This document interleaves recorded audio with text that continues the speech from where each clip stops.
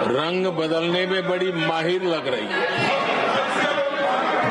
इतनी तेजी से अपना नकाब बदल देते हैं, ये इसमें साफ साफ नजर आ रहा है। आदरणीय सभापति जी, आप कांग्रेस का अध्ययन करेंगे तो कांग्रेस की राजनीति, जैसे हमारा मूल मंत्र रहा सबका साथ सबका विकास, वैसा उनका हमेशा रहा कि दूसरे की लकीर छोटी करना।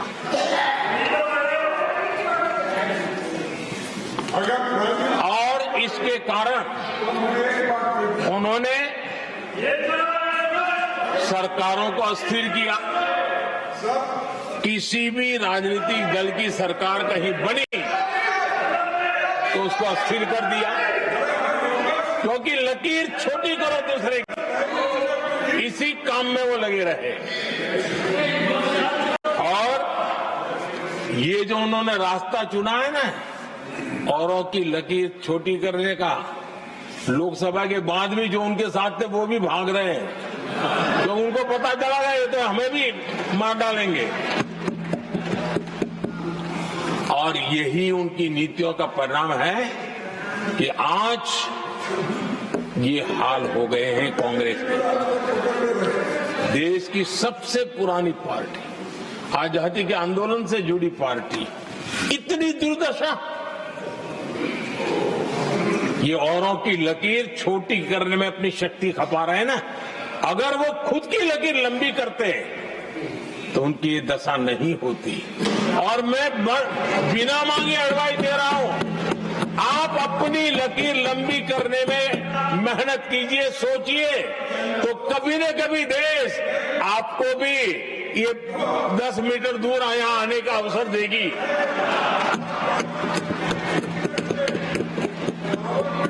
आदरणीय सभापति जी,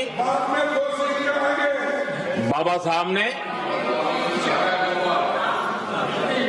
SC/ST समुदाय की बुनियादी चुनौतियों को बहुत बारीकी से समझा था, बहुत गहराई से समझा था, और खुद भुक्तभोगी थे, इसलिए एक दर्द भी था, पीड़ा भी थी, और समाज का कल्याण करने की का जज्बा भी था।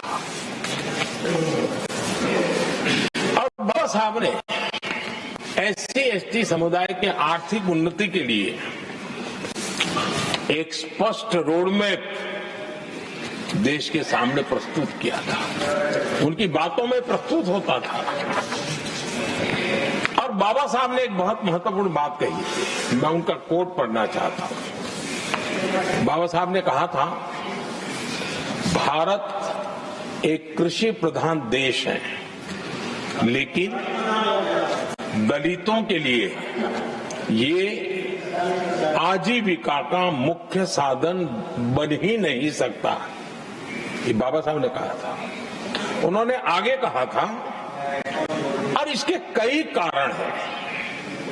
पहला, भूमि खरीदना उनके सामर्थ्य से बाहर है। दूसरा, अगर उनके पास धन भी हो तो भी उनके लिए भूमि खरीदने का कोई अवसर नहीं है।